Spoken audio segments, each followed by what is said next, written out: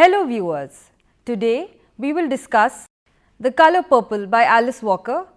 To introduce the novel and the author, to study the significance of the epistolary form of the novel, to look at the events in the novel and study it as a feminist novel. Before we begin discussing the novel, let us take a brief overview of this novel. The Color Purple, published in 1982, brought Alice Walker widespread fame and acclaim. It received both the Pulitzer Prize and the American Book Award. Alice Walker spent her early years in the American South witnessing racial and economic hardships that frame many of her literary works.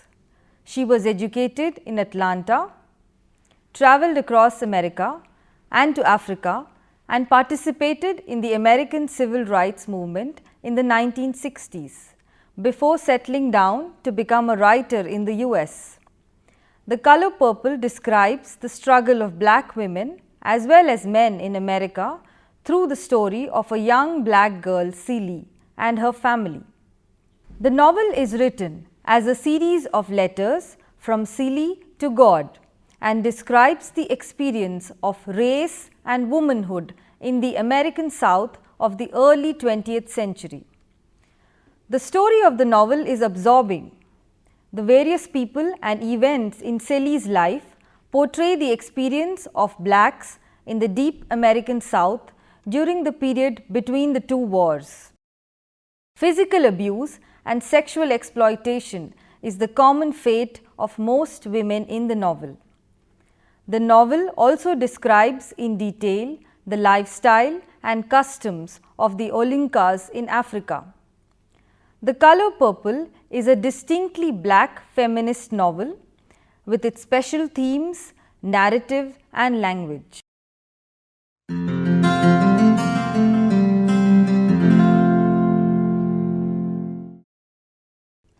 Alice Walker, the award-winning author of The Color Purple, was born in 1944 in Eatonton, Georgia. Her parents were tenant farmers in the racially segregated Southern American state of Georgia.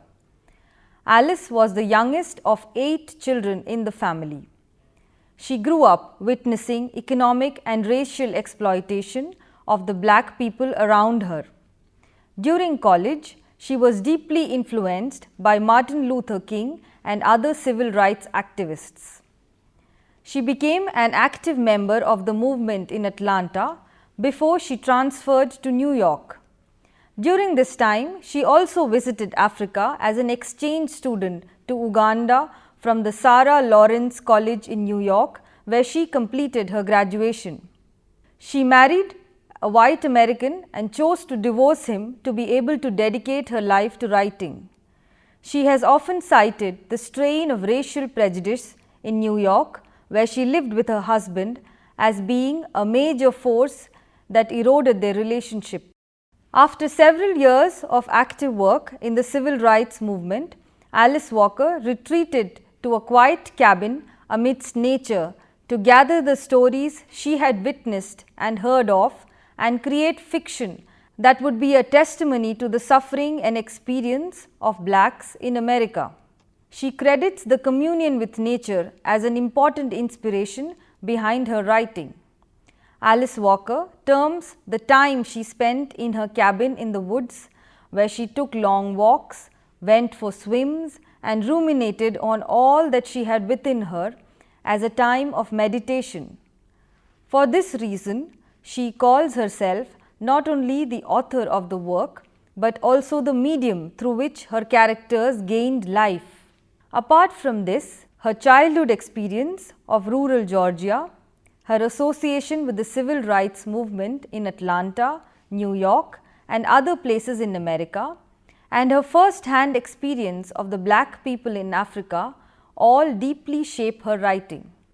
Her strengths are her ability to create a unique voice for black women folk in America, her ability to portray realistically the experience of racial exploitation in the deep American South, the depiction of a unique bond of affection amongst the black women characters whose life is otherwise wretched and loveless. For several years, before The Color Purple was acclaimed and honored through awards, movie adaptations, and a Broadway musical, Alice Walker was severely criticized, especially by blacks, for the decadence of her black characters. Many people argued that she painted an unnecessarily dreary picture of black society and that it had no positive impact on either how blacks saw themselves or on how they were perceived by non-blacks. Yet, Alice Walker has maintained that she intends the development and transformation of characters like Harpo to be a model of transformation for black men who feel that subjugation of black women is a natural order of things. Many people now consider the novel to have touched their lives in a significant way. Alice Walker has long been considered one of the most important authors of the 20th century. She has authored several novels, collections of short stories, poems, essays, and even children's books. Her work is translated into many languages and is now read worldwide.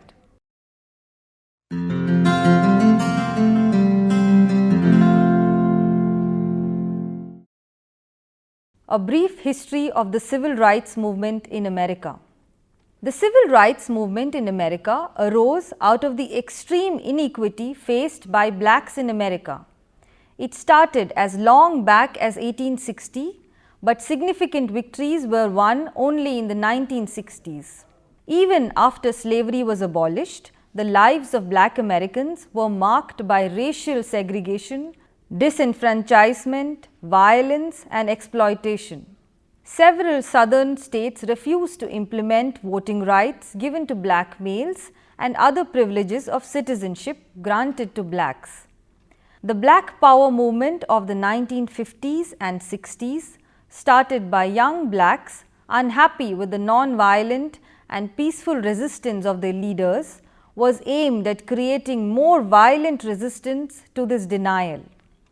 The phase was marked by civil disobedience movements meant to bring white administration to its knees, bus boycotts, sit-ins at white-only sections of restaurants, and marches across many cities. The movement, led by now iconic figures like Malcolm X, Martin Luther King Jr., Rosa Parks, and others, was able to bring in legislative changes like the Civil Rights Act of 1964.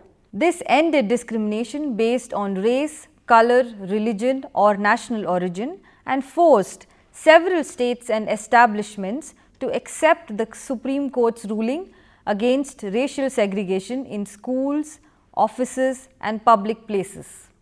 The Voting Rights Act of 1965 enforced voting rights, and other acts passed in 1965 and 1968 opened doors for the immigration of blacks to America and banned discrimination on sale and rental of housing for colored people. These achievements stirred many young black people to stand up for their rights.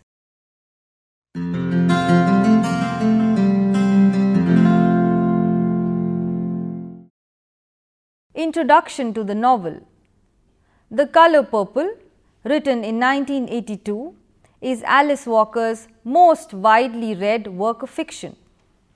It is considered by many to be her best work till date.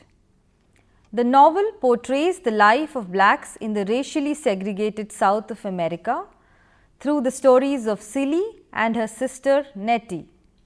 The novel is multi-layered with several themes like race and gender-based exploitation, colonialism, same-sex affection, intersecting to provide a rich and vivid portrayal of life amidst the blacks in the American South. Despite Alice Walker's distance in both time and space from the experiences depicted in the novel, The Color Purple provides a vivid and stark picture of the realities of life of blacks in America. It is said that as a young graduate student in Atlanta, Alice Walker climbed a tree to hear Martin Luther's speech, "I Have a Dream." The civil rights movement made a deep impact on the young Alice Walker. The character of Celie in the novel is a passionate portrayal of the fate of black women in early 20th century America. Outcasts in both the home and society, they continually suffered at the hands of both whites and black men. They go through their life in fear, denied both education and security. Celie and other black women characters like Sophia, Shug Avery and Mary Agnes often have to rely on each other to survive. As they cope with the failure of institutions like family and marriage, they also begin exploring same-sex love, as in the case of Celie and Shug Avery. Homosexual love is an important theme explored in the novel. The portrayal of Nettie, Corinne, Olivia show how education brings both dignity and opportunities for black women. Tashi, the Olinka child, and the story of other Olinkas depicts the encounter of black Africans with modernity. The encounter with education and modernization through roads shows how societies in colonies like Africa are not equipped to adjust to the large-scale onslaught of modern imperial forces. However, the colonial encounter is not only played out in far-off locations in Africa, but repeated through the everyday subjugation of the blacks in America as well. Sophia is a defiant black woman who resists subjugation to both black men, like her husband, and whites like the mayor and his wife. Yet, she is powerless before the brute force of the white police and prison. Beaten into suppression, much like the Olinkas, she is forced to bow before white power. The distinctive and contrasting voice of characters like Celie and Nettie are important in understanding the novel. In spite of the significant disadvantages in education, Celie has a unique personality and a strong opinion. The color purple is credited with depicting a raw picture of the hardship of being black in early 20th century America. It also foregrounds the unconditional love that black women share amongst themselves, creating a sisterhood of peace for each other. It is thus a distinctly black feminist novel.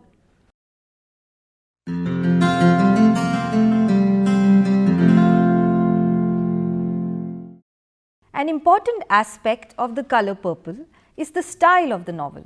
It is written as a series of letters or in what is called the epistolary style. Alice Walker is the first American writer to have adopted this style of writing. The author has used this form to convey a more authentic voice of her characters. The author recedes as the audience is able to hear each character's distinct voice. The first set of letters are from Celie to God. Next, there are letters from Nettie to Celie, and then from Celie to Nettie, and then finally from Celie's letters to God again. In an epistolary novel, the author virtually disappears and readers gain a more intimate look at the characters presented.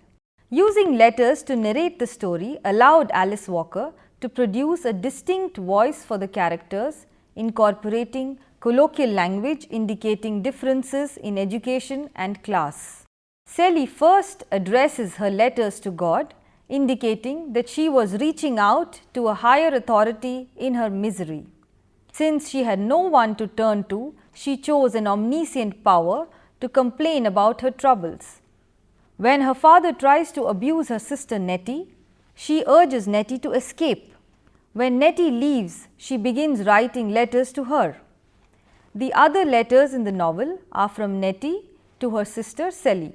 Each part of the novel is a series of one of these letters.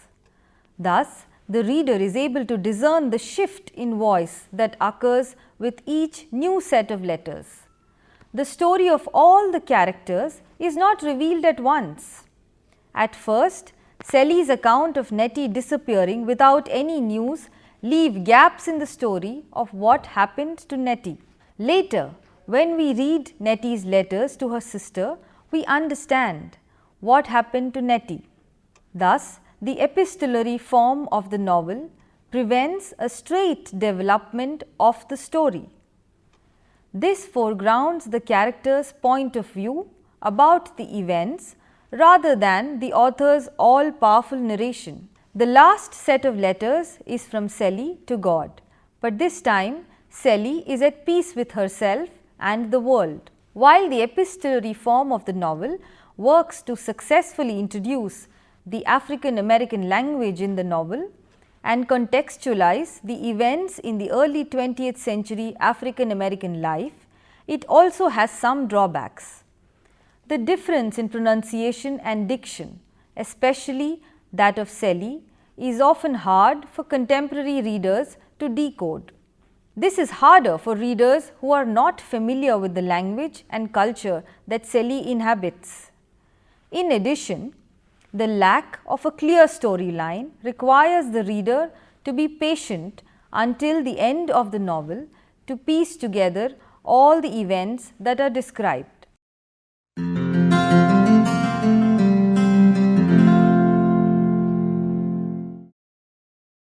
The novel opens with Sally's voice speaking to God through her letter. She is 14, sexually abused by her father, and has 2 children by him. Her babies have been taken away by her father, and her mother is too ill to help her. Her father, whom she calls Pa, has been abusing her ever since her mother became ill and couldn't gratify him. Scared into silence by him, she turns to God for guidance as she is too young and confused to understand what is happening to her. Her mother dies, and now Sally is left to look after her siblings. She is terrified when their father begins to turn his attention to her little sister Nettie. In addition, a married man, whom we only know as Mr., expresses his desire to marry Nettie. Pa refuses, offering Sally instead. On her marriage day, Sally spends time bandaging her head, untangling her stepdaughter's hair, cooking dinner, and then she goes to bed thinking about her sister as Mr. lies on top of her. One day, Sally spots a little girl with a remarkable resemblance to herself in town. She is convinced that this little girl is her daughter. The girl is also called Olivia, just like she had named her daughter. She follows the girl and her mother into a cloth store, where the shopkeeper is rude and impatient with the lady. Meanwhile, back home, Sally learns that Mr.'s wife was shot dead by her lover because she wanted to be with her children. Mr. also has a lover called Shug Avery, and Sally is mesmerized by the photograph she sees of Shug.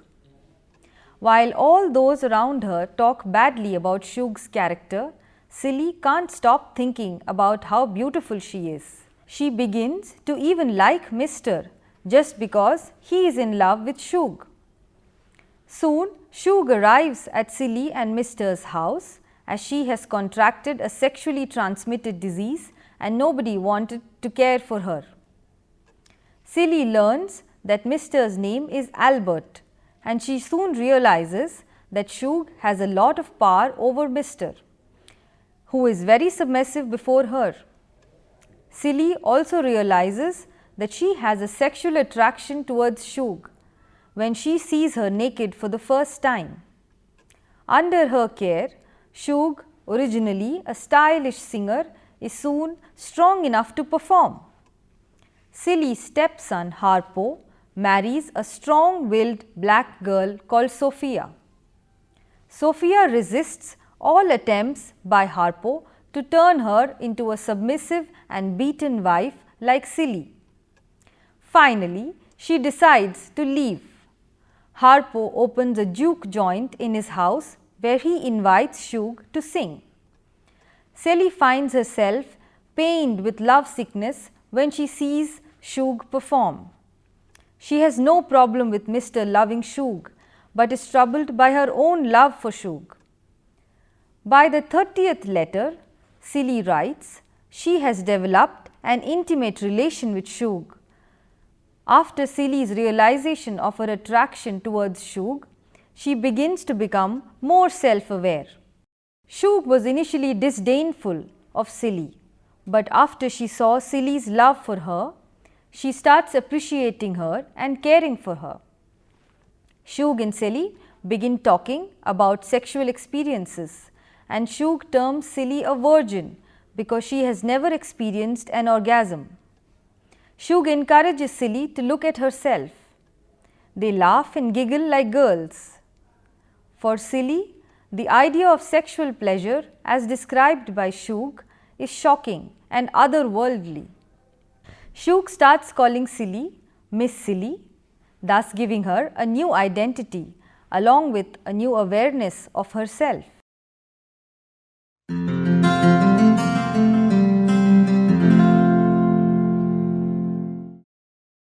Harpo brings home another girl, Mary Agnes, whom he calls Squeak. One day, while Shug is performing at Harpo's juke joint, Sophia makes an appearance with her new boyfriend. Squeak gets upset looking at Sophia and Harpo dance and calls Sophia a bitch. Sophia slaps her and leaves. However, her defiant attitude soon gets her into trouble. Sophia is asked by the mayor's wife, Millie, to come and work in her house. When Sophia refuses, she is imprisoned, beaten, blinded in one eye. Sally gets scared looking at Sophia in the prison, but tries her best to bandage and groom her.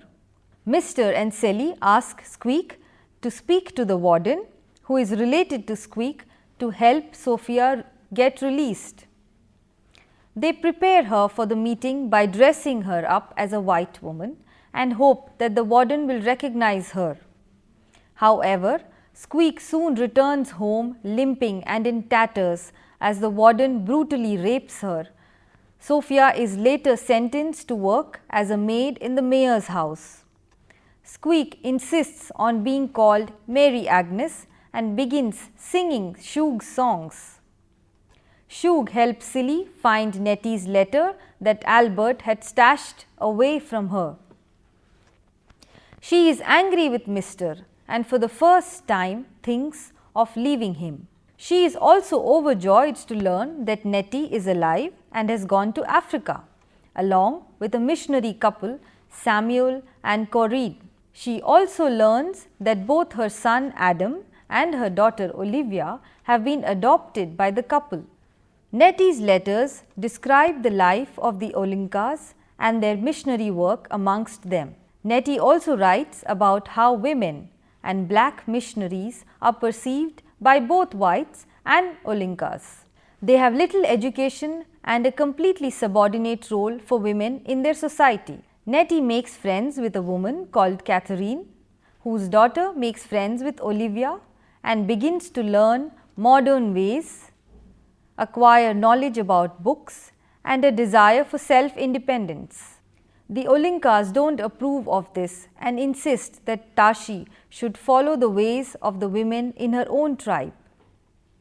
They also hear of the leaders in the tribes who sold all the forest land to foreigners and brought great poverty and disease to their people.